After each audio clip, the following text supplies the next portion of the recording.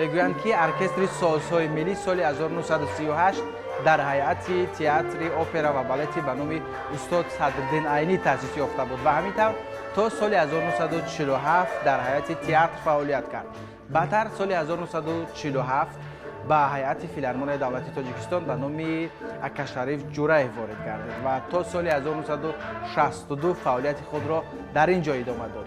بعدتر با هیئت کمیته تلویزیون و رادیو وارد می‌گردد و تا سال 1997 در آنجا فعالیت خود را ادامه می‌دهد. بعد از سال 1997 ارکستر سازهای ملی دوباره با هیئت فیلارمونی دولتی تاجیکستان وارد گردید و از سال 1997 تا این جانب فعالیت خود را ادامه دارد. دوستان عزیز، ما آمدیم با ارکستر مذکور تا از تاریخ و فعالیت آن بیشتر بگوییم.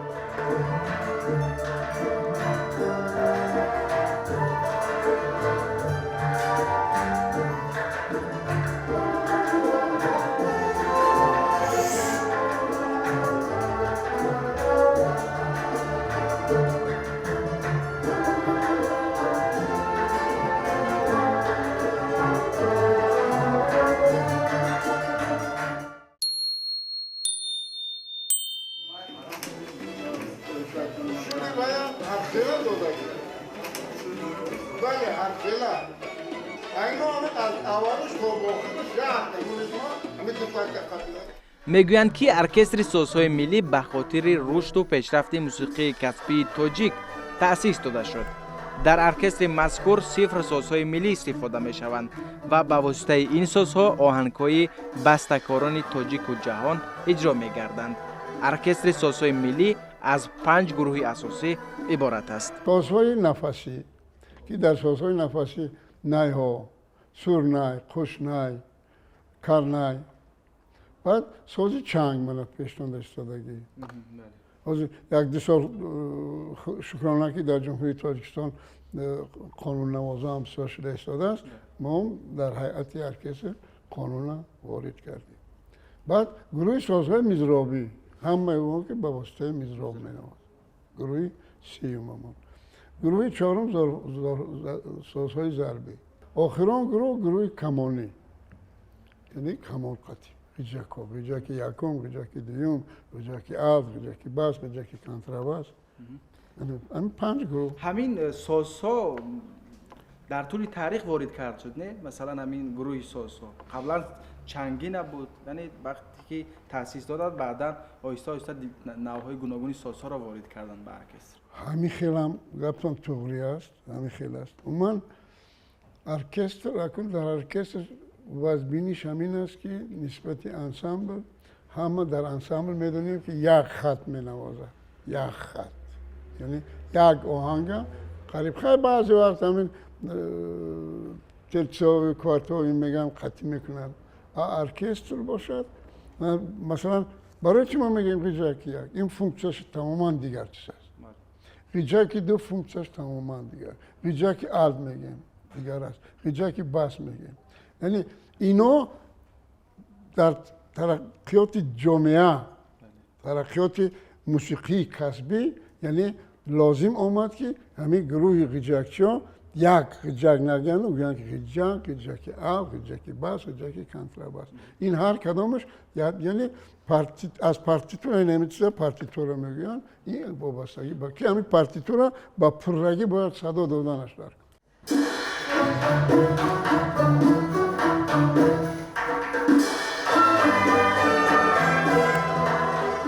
میگویند که هر ساز در اجرای آهنگ نقش خاصه خود را دارد و هنگام اجرا خالگی آهنگ را پر میکند.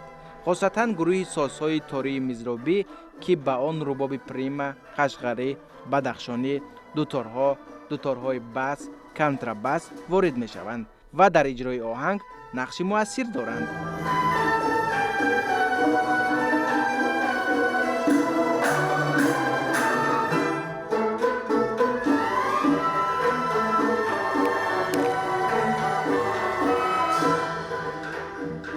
شما در ارکستر سازهای ملی اصلا رباب قشقری می‌نوازید. بله. این سازی موسیقی اصلا چی نقش داره در ارکستر همین رباب قشقری؟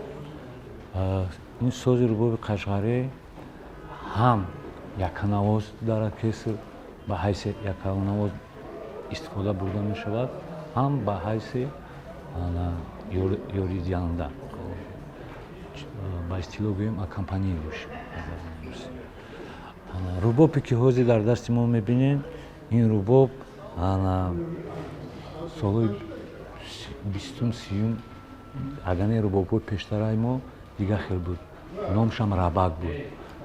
Вақте ки композиторони рус Тоҷикистон омаданд, ва диданд ки тоҷикон мо асбобҳои миллӣ, асбобҳои халқӣ бисёр доранд, лекин ҳамин мувофиқа намекунанд. Ба мисли думра, ба мисли мисол лабчан, асбобҳое ки кӯҳна миллии мо буданд. Ба мисли мисол рубоб, рабак мегуфтем. Хайли жак кӯҳна омадагӣ. Баъд мувофиқа намекарданд, ҳамин парда надоштанд, нотада мувофиқа намекарданд, ва гирифтан такмил доданд, рубоба дигаргун кард. Ва вақте ки оркестр дар ин асбобҳои миллиро ҷорӣ карданд, репетитсиянс, дигар басакорони ҳамовақтаи шӯравӣ, ва ҳамин рубоба ва гирифтан парда карданд, дигар сохташам. Масалан қолабаш ҳамон хел фақат парда карданд. Мана думра дорем, дутор дорем. Думра парда надорад. Вале дутор бо ҳамон ҳардуш як хато намешавад. Барои чи аз калимаи ду та тор. Ки тасаввур кунем ки ду тор қатӣ мо асари ҷаҳониро вай мекунем, иҷро мекунем, ба чиз мерасонем. дар гурӯҳи созҳои тории мизробӣ рубоби примма ё ин ки рубоби хурд низ нақши худро дорад. косахонаи ин соз ба косахонаи рубоби қашғарӣ монанд буда, дастааш хеле кӯтоҳ аст. дар вақти иҷрои оҳанг ҳар як ҳамин рубобҳо як тембр, як садои хуби хоси худеша дорад. мисол агар рубоби хурди моро гирем, агар ҳамин рубоб примаро гирем, агар ин навозиши садобарории ин соз хеле васеъ аст. нигоҳ кунед, агар ба тариқи агар аз нота гап занем, аз соли октаваи хурд то ми октаваи чорум октава дар бар мегирад. ҳамин хел васеъ аст садобарориш. мисол чӣ хеле ки садобарории ҳамин асбоб васеъ, ҳамин асбоби рубоби хурд дар вақти ворид шудан дар гурӯҳи мизробиҳо аз ҷиҳати садодиаш бо як октава дароз кард. яъне баланди як октава, яъне нигоҳ кунед ки чӣ қадар нотаҳо дар бар мегирад. дар алоҳидагӣ садояш чӣ гуна аст? дар алоҳида маҳин, ина ман дар шумо арз кардем ягон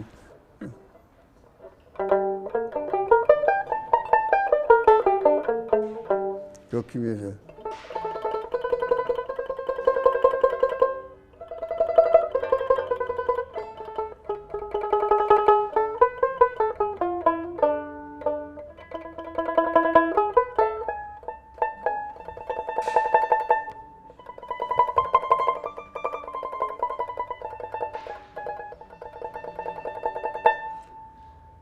лекин ин як чизи маҳин навохтам, лекин асбоби худ аз ҷиҳати техникӣ бисёр чолокнавозӣ ва бисёр асбоби бартарӣ дорад. дар гурӯҳи мизробиҳо дар чолокнавозӣ ин асбоби хурд беҳад дар чолокнавозиву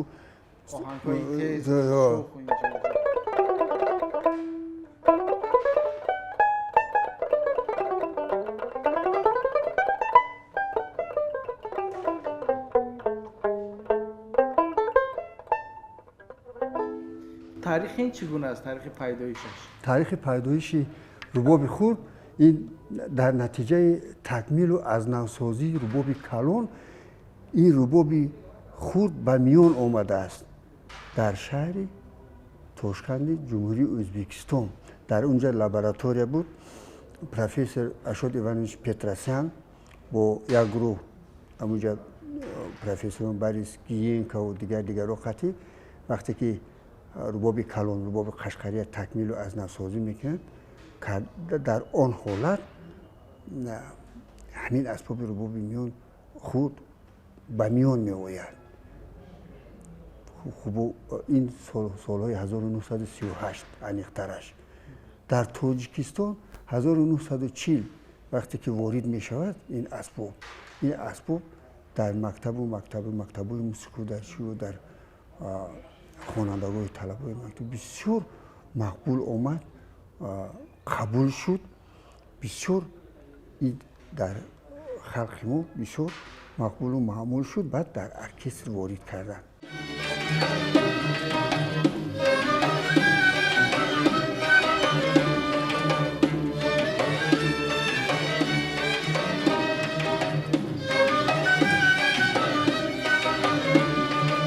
میگویند که در ارکستر نقش اساسی را دریژور میبازد. محض او مسئول اساسی آفریدن آهنگ است. هر اشاره او معنای خاصه دارد. اداره کردن چگونه از استاد؟ مثلا موافق همین گروه های اداره می شود، اینه که از اینجا دریژور موافق همون گروه های موسیقی که جدا شده است؟ بله فهمیدم. رحمت موافق همین چیز، همین پارتیتور گفتگی ما. خب من همینجور نشان داده من کمانی ها، مزرابی ها، نفسی ها یا دانش موسیقی داشتن لازم می‌شیم که اصلا بله. برای همون جای در کاریش نه، مثلا گروه نفسی ها میگه جای در کاری رو اونا پای میبرن. بله چی اشاره ها هست که باید اونا درک کنن؟ اینا اشاره خاصه هست؟ البته آخه با مراجعت کردن در کار. مثلا چی است؟ چی گونه مراجعت میکنه؟ دریژور روش هم میگردونه، در خنده میکنن یا قواق میکنن، اینا میفهمن نواختن میگن با میمی که همه شوادی داره. بله دریژور در وقت پروسس کارش گپ نمیزنه. کار تمام میکنه. خیلی که بازی دیدید اینجا اشاره دیست، بعد میمیکا سیما همین است. بعد در پروسس آموختن اثر همون نوازنده هم دریژور خط چی میشون؟ مطابق میکنن خودشون. مطابق میکنن، یعنی حاضر نوبتی ما هست یا که نوبت دیگر هست. اینجا اصلا سازهای اروپایی نیست، یعنی کنترباس و اینا. اکنون از سببی که من گفتم که اول هم یغ بود. بعد کدام وقت پارتیتورا بسیار آوازه که پیدا شد، یعنی لازم آمد که همه گروه ها چیکار کرده شود؟ تکمیل داده شود. تکمیل داده شود. بله. خب ببینید مثلا وقتی که موسیقی های اروپایی نواخته می شود با سازهای ملی، خب صدایش و اجرایشش از مثلا سازهای ارکستر سیمفونی فرق دارد یا نه؟ در صداتی ارکستر سیمفونیکی وای است که چیکار گیم صدا بقوتر است، پرقوتر است. وظیفه از او عبارت نیست که ما همه اثر نوازیم یک بلا کردن، نه. اما مقصد مرام آهنگساز و هم خیلی اجرا کردنش در کار. ارکستر سازهای ملی هم خیلی اجرا کردن. همون نازکی‌هایی که در پارتیتور آمادگی است، همونا باید به نوبت گرفته شود. یعنی بعد اینا همین امکانیتاشو دارن که در سازهای ملی ما. بله. این اخر فرقه ما جنگ میگیم اونجا در اسکریپت کش میگن. بله. همینه شده. من اینجا ما مزرابی ها میگویم و اونا گروه دخوایشون رو دارن. ورتارن و ترامبون و تروبا و یعنی ولی فکر میکنم هنگام اجرای موسیقی های ملی باز شیرینی ارکستر سازهای ملی دیگرگونه است. یعنی یک میدونید گفتون درست است. کدام وقتی که یک چند سال شد آماده بودن، خطایی ها آماده بودن، ما یک اثری ادوارد گریگا گراخ در کوسال همون ما پیشنهاد کردیم، همون رو نواختیم.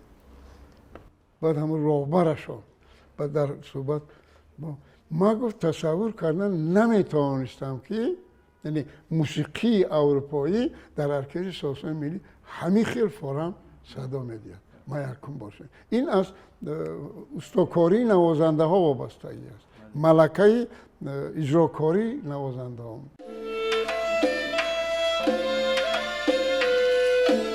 همین طور مطرب و دریژور همدیگر را با زبان اشاره درک میکنند. این در نتیجه تمرین زیاد دست میدهد. جمشید چگونه مثلا دریژور رو درک میکنی هنگامی که اشاره میکنه؟ چگونه اشاره‌هایش است در آن حالت‌ها؟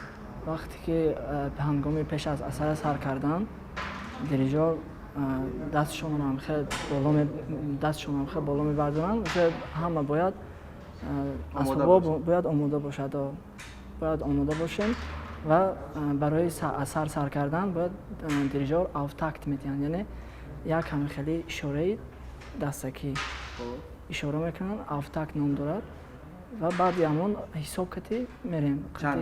در ذهن خود حساب میکنیم؟ در ذهن خود حساب میکنیم. بعد به همون اثری که مینوازیم هر یک اثر حساب خودش را دارد، هر خیلی حساب دارن و حسابای خودشون رو دارن و توسط ضربی دایره حساب کردن نقطه رفتن میگیریم. شما یکی از جوانترین مطربان ارکستر سازهای ملی هستید، یعنی برای شما دشوار نیست با اینقدر نفرانی که اینجا حرفه‌ای هستند تجربه بیشتر دارن کار؟ اکنون حرکت کرده ایستادیم، سال یکم است کار کرده ایستادم در همین ارکستر فیلارمونیا سازهای ملی. از ماه سپتامبر آمدم به کار به اینجا. کار نه از بهترین کار. فضای کاری چگونه است؟ چقدر تجربه گرفتی و برای تو اصلا چی داد اینجا؟ فضای کار عالی جناب زور، خیلی تجربه بسیار گرفتیم از اینجا، چون که اینجا استادان میشنن پیش مدت با خطی و یا کار را پیش میبریم با دیگر خیلی خطی استادای با تجربه بیشتر میشه. تجربه بیشتر میشه دیگر. در الوهیدگی چگونه است نواختن موسیقی و در گروهی نواختن چگونه است؟ مسئولیت کدامش بیشتر است؟ در گروهی مسئولیتش بیشتر است به فکر من خیر. یعنی یک اشتباهی تو میتواند که یک اشتباه بله میتواند تمام ارکستر را از کار باز دارد و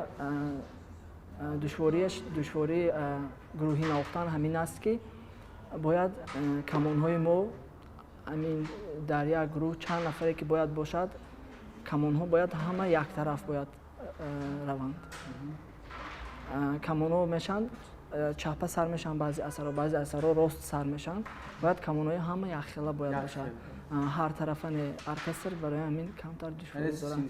سینخرون نواختن، برابری نواختن. میشود یک موسیقی که بیرون از ارکستر است باید نوازید؟ یک پارچه. پارچه از چی است؟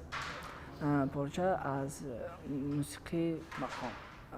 میشود از مقام.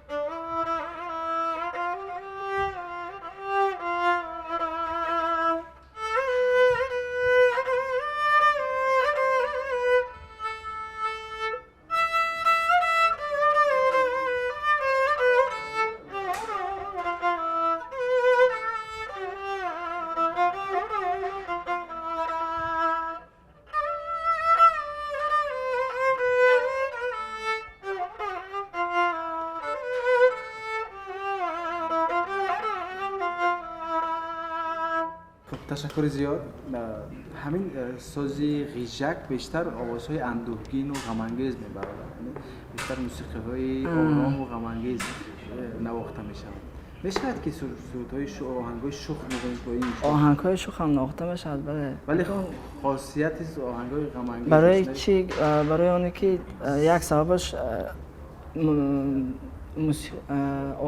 آواز همین اسباب غیژک شیره همین وی میتید، شیره چی دارد؟ درد دارد و سبب دیگرش باشد پرده ندارد.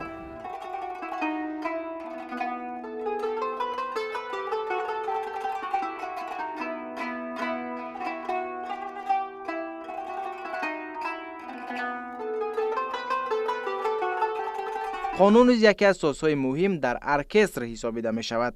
قانون‌نوازی ارکستر مذکور ریحانه است. او هنوز در کالج صنعت تحصیل می کند و اینجا نیز آموزش زیاد می بیند. ریحانه، شما یگانه نفری هستید که در ارکستر سازهای ملی ساز قانون رو می نوازید، اجرا می کنید.